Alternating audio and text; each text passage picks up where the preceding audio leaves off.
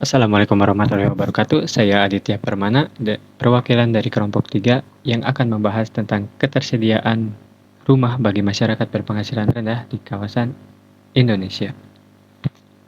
Rumah merupakan kebutuhan mendasar bagi masyarakat. Namun hingga saat ini, kebutuhan rumah masih menjadi tantangan tersendiri, terutama rumah yang layak huni dan juga rumah yang nyaman.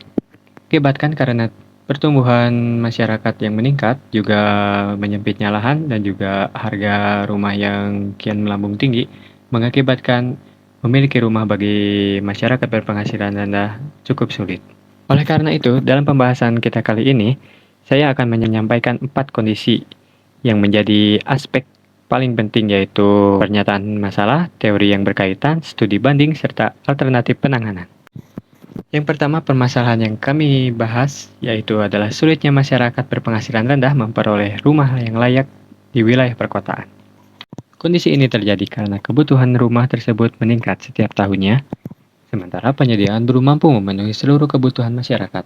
Dalam bidang perumahan, kondisi tersebut dikenal sebagai backlog perumahan, yaitu selisih antara jumlah rumah yang dibutuhkan dengan jumlah rumah yang tersedia. Di sisi lain, peningkatan pendapatan masyarakat tidak selalu sebanding dengan kenaikan harga rumah. Kondisi tersebut menyebabkan banyak masyarakat berpenghasilan rendah belum mampu membeli rumah sendiri, sehingga masih tinggal di rumah kontrakan, rumah keluarga, atau kawasan pemukiman dengan kualitas lingkungan yang kurang memadai. Kemudian kita masuk ke bagian penyebab permasalahan. Di sini kita akan mengulik faktor-faktor yang menyebabkan masalah-masalah tersebut. Permasalahan ini banyak ditemukan di kota-kota besar seperti Jakarta, Bandung, Surabaya, Medan, juga Makassar. Terdapat beberapa faktor utama yang menyebabkan sulitnya penyediaan rumah bagi masyarakat berpenghasilan rendah. Faktor pertamanya adalah urbanisasi, yaitu meningkatnya perpindahan penduduk ke kawasan perkotaan sehingga kebutuhan rumah terus bertambah. Yang kedua adalah faktor keterbatasan lahan di kota-kota besar yang menyebabkan pembangunan perumahan menjadi semakin sulit. Yang ketiga, yaitu adalah faktor kenaikan harga tanah dan biaya pembangunan, sehingga harga jual rumah menjadi lebih tinggi. Selain itu juga, kemampuan ekonomi bagi masyarakat masih belum mampu mengikuti kenaikan harga rumah. Hal ini menyebabkan akses masyarakat terhadap kepemilikan rumah menjadi semakin terbatas. Sekarang kita masuk ke studi banding. Kita akan mencontoh penerapan kasus yang sama tapi di negara lain. Permasalahan ini dapat dijelaskan melalui teori kebutuhan dasar manusia yang dikemukakan oleh Abraham Maslow. Dalam teori tersebut, tempat tinggal merupakan salah satu kebutuhan dasar yang harus dipenuhi sebelum seseorang dapat memenuhi kebutuhan pada tingkat berikut. Selain itu, menurut konsep perumahan dan permukiman, rumah tidak hanya dipandang sebagai bentuk fisik, tetapi juga sebagai lingkungan tempat masyarakat menjalankan aktivitasnya sehari-hari. Oleh karena itu, penyediaan rumah harus didukung oleh infrastruktur seperti jalan, jaringan air bersih, sanitasi, drainase, listrik, fasilitas pendidikan, fasilitas kesehatan, dan akses transportasi.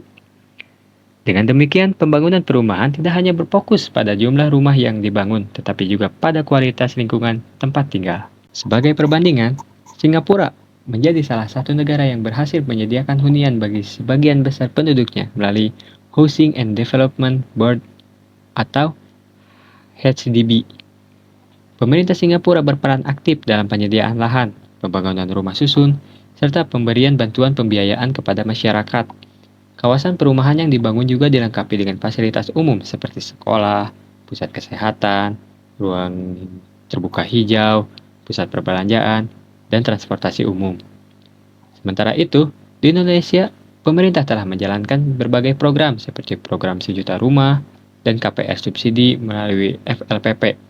Namun, pelaksanaannya masih menghadapi berbagai tantangan, terutama tingginya harga lahan di kawasan perkotaan dan tingginya kebutuhan rumah dibandingkan dengan jumlah rumah yang tersedia. Untuk mengurangi permasalahan tersebut, terdapat beberapa upaya yang dapat dilakukan. Pertama, meningkatkan pembangunan rumah subsidi bagi masyarakat berpenghasilan rendah.